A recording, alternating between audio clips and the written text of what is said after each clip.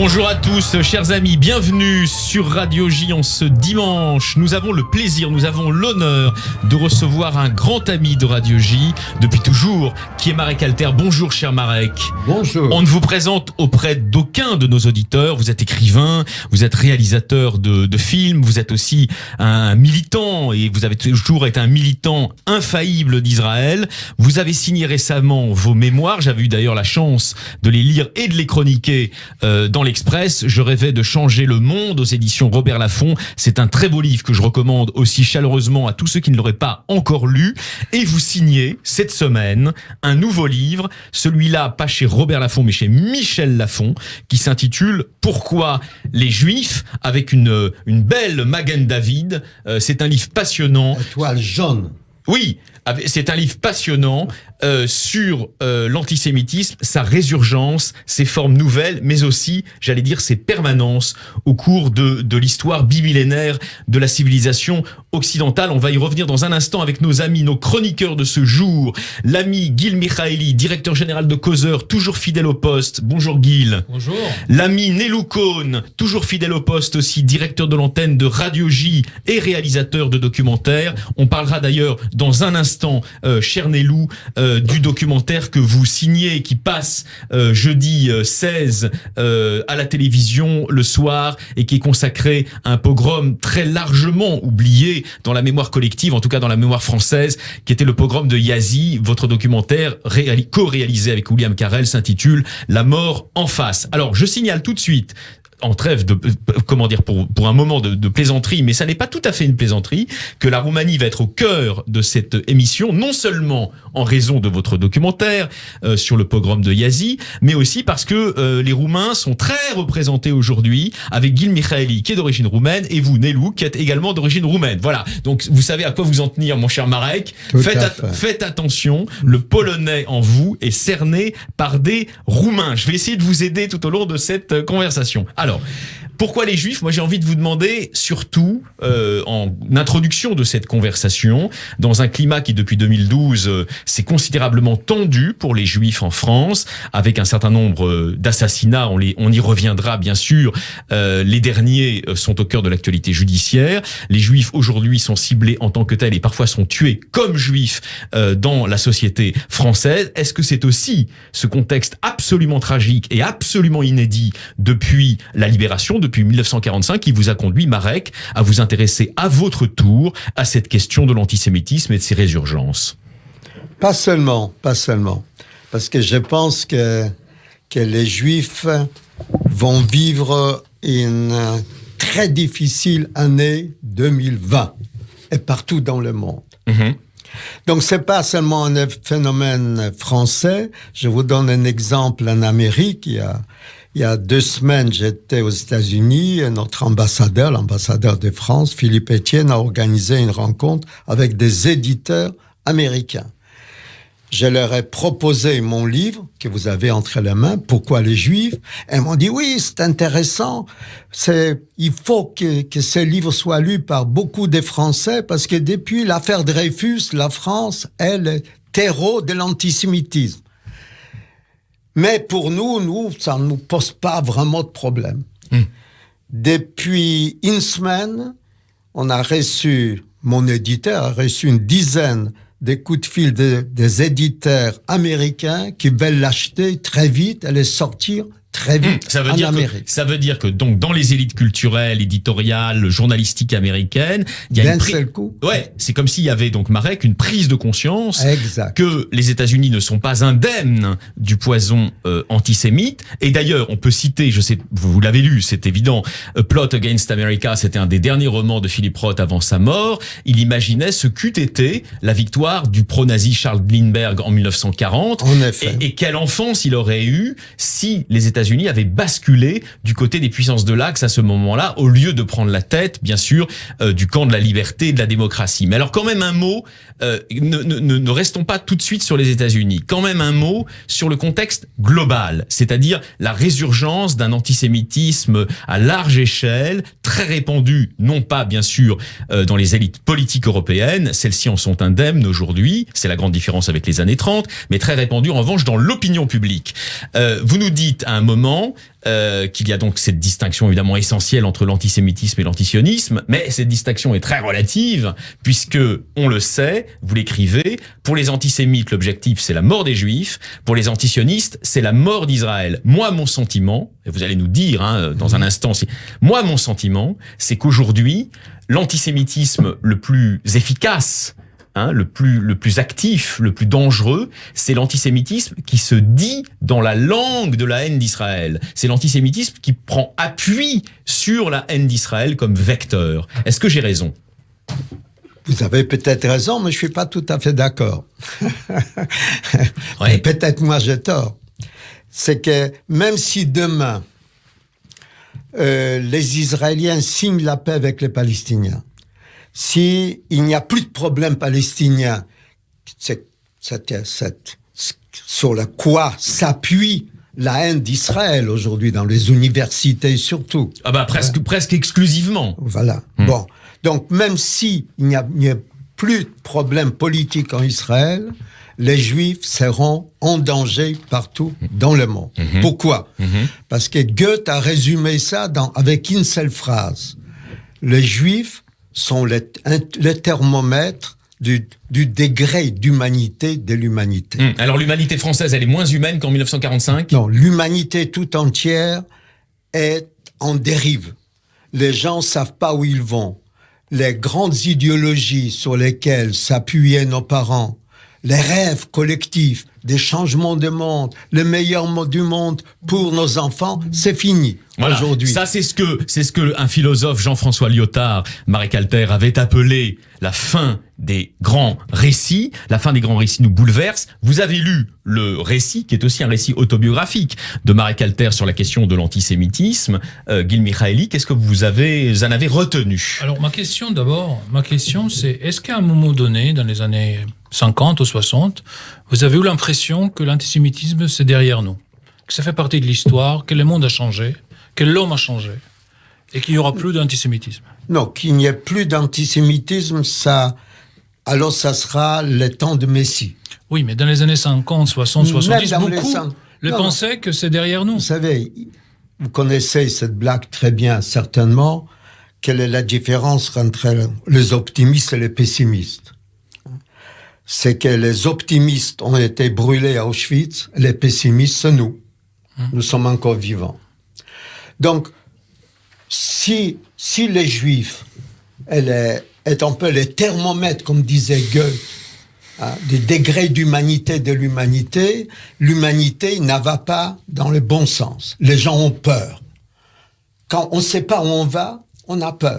Et quelle est la part, Marek-Alter, dans ce que vous décrivez, en réponse à la question de Gil, quelle est la part, au fond, du refus inconscient de la révélation biblique ou du monothéisme, du refus du monothéisme dans notre culture contemporaine? Quelle est la part que prend le refus du monothéisme dans la reviviscence, dans la revitalisation, dans l'aggravation de l'antisémitisme aujourd'hui? Non, je ne pense pas. Non, mais c'est une question. Oui, bien sûr. J'ai pensé ça avec toi, avec d'autres avant nous, etc. Mais en lisant les textes, en réalisant tous les textes anti-juifs depuis l'Antiquité, je me suis rendu compte qu'Abraham n'avait pas de problème avec le monothéisme. Ça veut dire, il a apporté un Dieu en plus, il était invisible, certes, il était un, certes, mais il était accepté par toutes les tribus qui s'appuyaient sur d'autres dieux, qui c'est Dieu un, Adonai, Elohim d'ailleurs c'est pluriel, etc. Bon, donc ce n'est pas ça. Tout commence avec Moïse. Les premiers textes anti-juifs sont des textes égyptiens.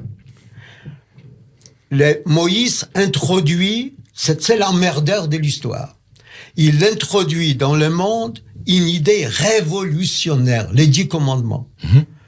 Toutes les constitutions ont repris les 10 commandements, mais ils ne peuvent pas les respecter. Et il introduit les Shabbats. Les Shabbats, tu ne travailleras pas un jour par semaine. Quand on sait que c'est le général de Gaulle qui a introduit dimanche, férié, chômé. C'est la première fois dans l'histoire. Or, c'était il y a 3500 ans. Il y a 3500 ans, on dit, vous avez droit, vous, votre femme. La première fois, la femme et l'homme égaux, en égalité. Et les immigrés qui sont parmi vous, quand nous, on discute encore combien d'immigrés la France, 70 millions d'habitants, voilà, mais peut intégrer. On dit pas d'une chose différente, Marek Alter. C'est-à-dire que c'est la loi, c'est la transcendance. Non, mais c'est la loi, c'est pas. Attendez, c'est la transcendance de la loi qui serait dans une hypothèse théologique intéressante, qui serait violemment rejetée par tous ceux qui aujourd'hui communient dans cette nouvelle religion planétaire qu'est l'antisémitisme. Oui, mais parce que c'est la loi qui fait un peuple, c'est pas Dieu qui fait un peuple. La religion n'a jamais créé une communauté politique. Elle a créé des communautés de foi, communauté d'idées, mais jamais politique. C'est la loi. Vous prenez les petits Larousse, c'est quoi un peuple? C'est un groupe de gens respectant les mêmes lois. Et c'est Moïse qui a introduit. Nous sommes devenus juifs grâce à Moïse. Et si on n'est pas obligé de rester juif, on peut se convertir. Il y a plein de gens qui sont convertis. Mon ami Jean-Marie Lustiger aurait pu, s'il serait pas mort, il aurait pu devenir pape. Voilà, il était né Aaron Lustiger. Exactement. Tout à fait. Lustiger. Juste une petite question. En fait, Guil et après Nélou. En hébreu, le mot pour religion et le mot pour loi, c'est le même. C'est-à-dire la religion juive n'est pas une religion dans le sens de religio. La loi, c'est chok. Date. Non. Oui, chok, c'est la loi. Date, c'est la foi. C'est pas la même chose. Non. En hébreu, à mon avis, date, quand on dit il faut boire kadat et kadin, c'est deux mots qui veulent dire la même chose. En arabe aussi, quand on dit din Muhammad fil Sayf, ça dit la religion de Muhammad et par le sabre. C'est ça la différence entre nous et les musulmans. Non, ça c'est le sabre. Mais ce que je veux dire, que la racine, le mot din et le mot date, c'est pareil. Donc, le judaïsme n'est pas le catholicisme des juifs. C'est quelque chose complètement différent qui a très très peu à voir parce que la foi n'est pas au centre de l'existence juive. Le judaïsme, c'est un sort de république. Il y a des lois. C'est vrai. On respecte les lois. C'est juste. On respecte les lois. Ouais. Pardon. C'est juste. Là, on sommes tout à fait d'accord. Alors, une question de Nélou Cohn. Nélou, vous avez lu aussi Pourquoi les Juifs, le livre événement de Marek Alter aux éditions Michel Lafon. Et quelle est votre lecture? Surtout, je fais beaucoup d'émissions avec Marek sur sa vie. Et j'en profite d'ailleurs, car nous sommes ce dimanche ensemble, pour dire que nous allons très bientôt rediffuser certains des entretiens, des séries d'entretiens que vous avez conduits au micro de Radio J il y a déjà plusieurs années avec Marek Alter. On parlait de l'antisémitisme. Je voudrais parler de ceux qui ont du sang juif sur leurs mains. Mais avant ça, je voulais dire, vous êtes un personnage que vous le savez, je vous l'ai dit en privé aussi, j'adore votre vie. Je vous respecte énormément, mais on pourrait faire une série télé sur votre vie, sur le personnage que vous avez rencontré. Très bonne idée. Vous connaissez très bien, vous avez rencontré, vous étiez proche de Ben Gurion, de Golda Meir, de Shimon Peres, de Rabin, je pourrais continuer la liste. Tous ces gens, tous ces grands d'Israël, du peuple d'Israël, vous ont toujours fait confiance.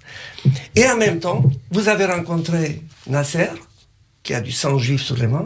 Vous avez rencontré Arafat, pas qu'une fois, qui a du sang juif sur les mains. Et ça m'a toujours impressionné. Comment ces gens-là qui ont du sang juif sur les mains vous ont reçu, et comment vous avez réussi à leur serrer la main. Marek Alter. Vous savez, on m'a posé la question il y a quelques jours à la télévision à propos d'une pièce de théâtre,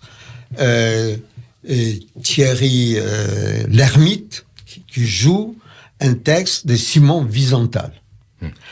Et la question, mise en scène de Steve Suissa. Voilà, tout à fait. Exactement. Et Simon Wiesenthal se pose la question, Simon Wiesenthal qui était à Auschwitz et qui était le premier pourchasseur des nazis avant la Klagsfeld, et il raconte une histoire qui lui a pesé jusqu'à la fin de ses jours. C'était un ami de mes parents, il nous a raconté. Il a rencontré un des capots d'Auschwitz qui s'est mis à pleurer devant lui demandait pardon. Et Simon Wiesenthal lui dit, ce n'est pas à moi de vous pardonner, ils sont morts, et il est parti. Et il s'est demandé jusqu'à la fin de ses jours, est-ce qu'il a bien fait?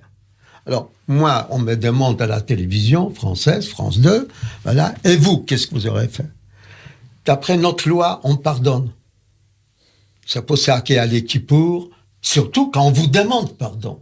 C'est lui qui ne vous demande pardon. Mais on n'oublie pas, pour nous, Zachor, 167 fois dans la Bible, Zachor. Zachor, ça veut dire tu te souviendras. Tu te souviendras d'Amalek, tu te souviendras de ceux qui t'ont tué, qui ont des sangs. C'est-à-dire, quelqu'un, Arafat, il vient me dire, pardon, je lui pardonne. Mais je n'oublie pas. Mais vous n'avez pas dit pardon. Si, bah, bien sûr. Dans quelles circonstances? Racontez-nous, qu'est-ce qu'il vous a dit? Marie Calter. Bien sûr. Ça veut dire, pour que... Il a dit à un ami des FLN algérien qu'il voulait me rencontrer. Parce que moi, j'étais pour un État palestinien à côté d'Israël. J'étais parmi les premiers à le dire, et je continue à le penser. Bon, donc... Vous pensez on parlera après, mais vous pensez qu'un jour ça arrivera, ça? Marie Calter. Peut-être pas, parce que la situation change. Hein. On n'est plus, il y a 20 ans, on est 30 ans, etc. C'est comme ça. Bon. Et donc, quand je suis venu le voir, je lui ai raconté ce qu'il m'a dit Golda Meir. Golda Meir ne voulait pas que j'aille le voir. Golda Meir, je l'aimais beaucoup, hein, et c'était ma grand-mère. Elle dit, tu vas serrer la main d'un homme qui a plein de sang d'enfants juifs. Et je lui ai raconté ça. Alors je lui ai dit, Moïse est allé voir le pharaon, qui avait le sang de tous les premiers-nés juifs, des milliers, des dizaines, des milliers d'enfants juifs. Il est allé le voir. Alors elle m'a dit, tu n'es pas Moïse. Bien sûr, je suis pas Moïse. Et j'ai raconté ça à Arafat. Il dit, mais pourquoi alors vous êtes là? Parce que vous allez me demander pardon. Il lui dit, alors je vous demande pardon. Marie Calter, c'est passionnant. Je renvoie bien sûr aussi en appoint de la question de Nelou Cohn à Je rêvais de changer le monde, où vous racontez justement toutes ces anecdotes sur la force éventuelle du pardon. J'aimerais qu'on se concentre aussi sur la question de l'antisémitisme. Il nous reste un peu moins de 7 minutes ensemble sur cette première partie de l'émission. C'est votre nouveau livre, Pourquoi les Juifs, qui interroge ce retour, pour aller très vite, ces très urgences de l'antisémitisme. Et vous avez été, vous, comme intellectuel engagé, aux côtés d'autres d'ailleurs, d'Emmanuel Lévinas, de Bernard-Henri Lévy, au cœur de la reconstruction d'un lien d'affinité, voire même d'amitié entre les Juifs et les chrétiens après Vatican II, après la fameuse encyclique qu'on appelle Nostra Aetate. Est-ce que vous n'êtes pas un peu sévère dans vos mémoires à l'égard de celui qui a joué aussi un très, très grand rôle dans le resserrement des liens avec les Juifs et avec les Israéliens, qui fut le pape Jean-Paul II? Ah non, pas du tout. Moi, je suis sévère avec François, que je n'aime pas beaucoup. Oui, mais vous êtes sévère avec Jean-Paul II aussi, ainsi qu'avec François. Non. Jean-Paul II, je l'aimais beaucoup. Mm-hmm. On chantait les chansons yiddish ensemble, parce qu'il est né à Wadowice, un petit village à côté de Cracovie, où 80% de la population était juive. Donc il entendait depuis son enfance les yiddish, donc on chantait en yiddish. Ah non, c'était un grand homme. Mais alors François, certes, il n'est pas né à Wadowice, il est argentin, tout ça, mais enfin, vis-à-vis d'Israël, vis-à-vis des Juifs, il est impeccable, le pape François. Oui, mais il est... Peut-être, vous avez vu son dernier geste, place Saint-Pierre, quand il a arraché sa main, lui qui devait représenter la bienfaisance, la compréhension de l'autre. Il y a une femme qui l'attrape par la main, il lui arrache la main. D'ailleurs, le lendemain, à la fenêtre du Vatican, il a demandé pardon. Oui, mais enfin, c'est pas un geste antisémite, ça, quand même. Non. Voilà, Non. Mais quand je lui ai demandé rencontrer les musulmans, moi, juif, je les connais depuis l'Argentine. J'avais 17 ans quand je l'ai connu. Il était l'évêque de Cordoba. C'est le quartier de Buenos Aires. Bon. Et je lui ai demandé de rencontrer des musulmans. Il a dit d'accord. Je les ai amenés. Et au dernier moment, il les a pas reçus. Donc, c'est quelqu'un qui n'est pas fiable. Tandis que Jean-Paul II, c'est lui qui a crié face à 1 million de jeunes, n'ayez pas peur. Il a compris que ce qui guette l'humanité, ce qui nous guette, nous les Juifs, c'est la peur. Quand les gens ont peur, nous sommes les meilleurs des boucs émissaires. C'est Durkheim qui raconte comment c'est. Au moment du procès de Dreyfus, il a dit, quand la société va mal, on cherche un bouc émissaire. On a trouvé à l'époque Dreyfus, demain ça sera toi, ça sera moi, ça serait vous, mes amis, parce que nous sommes partout. C'est ça d'ailleurs les titres d'un journal très populaire pendant l'occupation, Je suis partout. Ça veut dire qu'il y a Strabon, le grand historien romain, raconte qu'on va aux Indes, on va en Chine, on trouve les Juifs. Et ça nourrit les fake news de nos réseaux sociaux. Les Juifs sont... C'est drôle, hein? Ça va mal, et pourtant ils sont partout. Ils sont partout. Donc, ça veut dire, quand on accepte les Juifs, c'est qu'on devient humain. Qu'on devient, enfin, on commence à comprendre que nous sommes tous faits à l'image de l'un. On est tous des frères. Mais notre histoire commence par un fratricide. Caïn tue Abel. Et nous sommes tous les enfants de Caïn. Gil Michaeli, directeur général de Causeur. Pour prendre un pas de côté, pourquoi quelqu'un comme vous qui a suivi le Moyen-Orient depuis 60 ans, pour dire, c'est juste à peu près, 60 ans, pourquoi il n'y a pas de paix, il n'y a toujours pas de paix entre Israéliens et Palestiniens? C'est la faute à qui? C'est la faute à nous. Ça veut dire nous, non-Israéliens, pas en tant que Juifs, je veux dire. Ça veut dire que si on avait laissé les Israéliens, les Palestiniens seuls, il y aurait eu déjà la paix.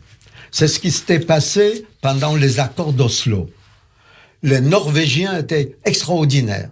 Ils ont enfermé les deux délégations dans un château en dehors d'Oslo. Ils ont enfermé, ils disent, vous allez rester là pendant 1 semaine et vous vous débrouillez.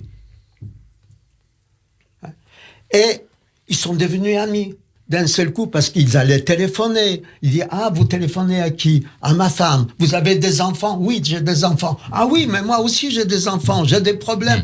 Et d'un seul coup, ils ont cessé d'être des ennemis aux yeux de l'autre. Oui, mais quand même, Marek Alter, vous savez très bien, vous étiez témoin de tout ça.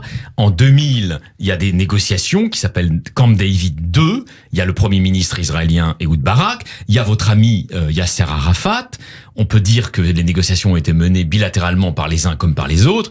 Et ça achoppe sur un point. Ça achoppe sur un point qui est au cœur du néo-islamisme palestinien, qui est le statut de Jérusalem. Vous le savez très bien. Donc, si vous voulez, si ça a capoté, si le processus de paix a capoté, c'est en raison de l'islamisation du mouvement palestinien. Mon ami, c'est intéressant ce que vous dites. Merci. Non, mais c'est parce que j'étais témoin de ça. J'étais au Caire en ce moment-là, chez Amr Moussa, qui était le chef de la Ligue arabe. Et on discute, et à un moment donné, on lui apporte un téléphone, et lui me dit, "This is your friend Arafat." Donc il parle, et il répond, mon enregistré enregistre. Je comprends pas très bien l'arabe, enregistre. Et après, je montre à mes amis arabes, ils écoutent, qu'est-ce qu'il dit Amr Moussa à Arafat? Tiens bon, les Juifs ne comprennent que la force. L'autre, il allait déjà signer. Et c'est Amr Moussa, c'est les autres qui n'avaient pas d'intérêt qu'il y ait la paix. Donc c'est pas nous. Bien sûr. Donc c'est pas nous, c'est eux. Oui, non, et puis avant Camp David, c'était l'Union soviétique qui faisait tout pour que ça se passe. Il y avait des Anglais, il y avait des Unions soviétiques. Déjà Camp David, déjà Oslo a eu lieu après l'écroulement du régime. Il y avait la France et l'Angleterre qui sont partagés, la région Saxe-Picot, etc. Bon, on va pas refaire l'histoire.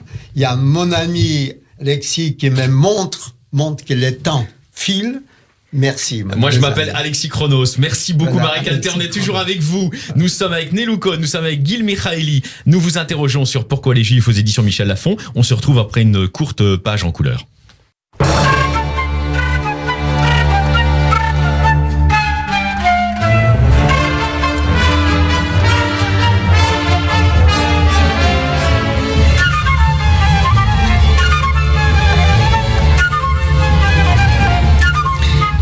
fait, la semaine continue. Nous sommes toujours en compagnie de Marek Alter qui publie Pourquoi les Juifs aux éditions Michel Lafon, un essai passionnant dont nous discutons depuis tout à l'heure avec Gil Michaeli, directeur général de Causeur, et Nelou Cohn, réalisateur de documentaires et directeur de l'antenne de Radio J. Justement, Nelou Cohn, vous allez bientôt sur les écrans, c'est le 16 janvier prochain, 23h20.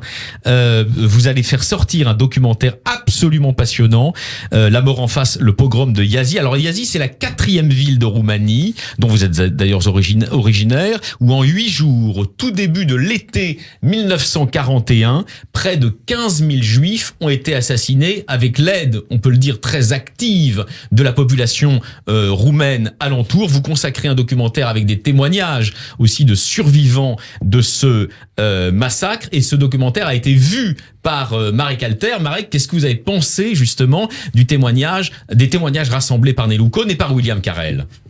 Bon, d'abord, c'est vrai que c'est très fort. Très fort. Très fort. Et bon, on savait que les populations locales ont aidé beaucoup les nazis dans l'extermination des Juifs. On connaît moins l'histoire de la Roumanie. C'est vrai, en Pologne on sait, en Hongrie on sait, etc. République balte. Là, dans les pays baltes, bien sûr, Lituanie, Estonie, etc. Mais on connaissait pas la Roumanie, c'est quelque chose qui nous fait frémir. Et puis, j'ai dit à Nelou tout à l'heure, parfois, c'est une image suffit pour vous plonger dans vos propres mémoires. Il a utilisé beaucoup dans son documentaire les trains des marchandises. Et les trains des marchandises, dans ma vie, jouent un rôle extrêmement important. C'est dans les trains des marchandises qu'on a amené les Juifs à Auschwitz. C'est dans les trains des marchandises qu'on a amené des Juifs des Drancy à Birkenau. D'ailleurs, les wagons sont encore là. Quand vous allez à Auschwitz, les wagons, vous pouvez les visiter. Ils sont là. Ce sont ces trains-là. Et qu'il ait pris ces symboles des transmissions et comme trait d'union des histoires, des témoignages qui sont très forts de son film, m'a vraiment bouleversé. Le reste, il faut vraiment voir, parce qu'il faut apprendre. Voilà, alors le pogrom de Iași, donc vous nous rappelez, Nelou Cohn, les circonstances. Nous sommes à un moment où la conférence de Wannsee, qui projette l'extermination, la solution finale, ce qu'on appelle en allemand Endlösung, n'a pas encore eu lieu. C'est même un an avant. 6 mois. C'est 6 mois pardon, avant. Excusez-moi, oui. C'est moins d'un an avant, c'est 6 mois avant. Et à ce moment-là, pourtant, la population roumaine est, entre guillemets, pardonnez-moi l'expression, sur les starting blocks pour exterminer les Juifs. Pour voir qu'est-ce qui s'était, où étions-nous en 41, qu'est-ce qui s'est passé? 22 juin 41, c'est l'opération Barbarossa qui commence, qui est l'invasion de l'Union soviétique par l'Axe. La Roumanie, à ce moment-là, c'était pas un pays occupé par l'Allemagne. C'était un pays allié de l'Allemagne. Autrement dit, la Roumanie a mis à la disposition de l'Axe 475 000 soldats. C'était le deuxième contingent après l'armée allemande. C'était les Roumains, c'était pas les Italiens, les Croates, c'était l'armée roumaine. Donc, les troupes allemandes étaient déjà en Roumanie. Il faut savoir qu'au moment du pogrom, les Einsatzgruppen n'étaient pas dans Iași, puisque les Einsatzgruppen, on sait quel a été leur rôle dans l'extermination des Juifs sur le front de l'Est. Donc, c'est une initiative purement roumaine par l'armée roumaine, la gendarmerie, la police, les autorités politiques et la population. D'ailleurs, est-ce que vous l'expliquez, pour être clair, est-ce que vous l'expliquez par la force historique, la permanence dans l'histoire, dans la durée de l'antisémitisme roumain, puisque l'antisémitisme est le thème de notre émission d'aujourd'hui? Oui, et on peut pas, bien évidemment. Il y a plusieurs théories chez les historiens. Je suis pas historien. Alors, il y a allez-y, plusieurs théories. Il y a une théorie qui dit c'était un accident. Et il y a une théorie que je partage, qui, en fait, quand on voit les textes antisémites de la deuxième moitié du 19e siècle en Roumanie, la Roumanie, c'est un pays antisémite. C'est le pays qui a donné. C'est vrai que la phrase, la Roumanie, c'est un pays antisémite, elle est dure, parce que je veux pas dire ça de tout le monde, surtout devant vous, Marek. Vous avez fait un film sur les Justes. Il y a eu des Justes en Roumanie, très peu, mais il y en a eu. Vous avez fait un film sur les Justes qui a fait l'ouverture du Festival de Berlin en 95-94. C'est vrai que le facteur déclenchant, c'est d'abord la puissance de l'antisémitisme roumain. Justement, c'est le dernier pays à avoir donné la citoyenneté en Europe aux Juifs. Le dernier pays, ça a été négocié, ça a été imposé pratiquement par le traité de Versailles. À ce moment-là, la Roumanie a eu plusieurs régions. On a donné aux Roumains plusieurs régions comme une sorte de récompense. Mais la condition, c'est de donner la citoyenneté. En 1918-19, mon grand-père a fait la guerre dans l'armée roumaine sans être citoyen roumain. Alors, vous êtes un historien de la Roumanie aussi, cher Nélou. Est-ce que vous pouvez nous dire un mot, avant que Guil vous interroge sur votre documentaire, sur la situation d'aujourd'hui? Est-ce que les mémoires, les langues et les mémoires se délient dans la société roumaine? Est-ce qu'il y a moins de refoulement de cet épisode pas glorieux du tout? Il y a eu, pendant toute la période communiste, ce qui explique aussi le fait qu'on n'a pas parlé de ces événements, pendant la période communiste, quand moi j'étais enfant, on disait c'était des fascistes qui ont tué des communistes. Voilà, rien à voir avec la population roumaine. Bien évidemment, ma mère me racontait, parce que ma mère a survécu à ce massacre.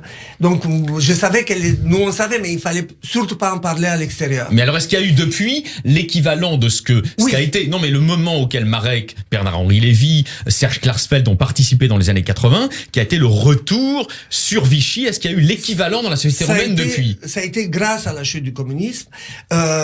Et en 2004, il y a une commission qu'on appelle la commission Wiesel, qui avec des historiens, dont Serge Klarsfeld, qui, il faut le rappeler, c'est un juif roumain. Il y a un document qu'on trouve sur Internet très facilement qui est en anglais, en roumain et en anglais. Et la Roumanie reconnaît sa responsabilité, non seulement dans le pogrom de Iași, mais dans l'assassinat de près de 300 000 juifs. Autrement dit, après l'armée allemande, l'armée qui a tué le plus de juifs durant la Seconde Guerre mondiale, c'est l'armée roumaine.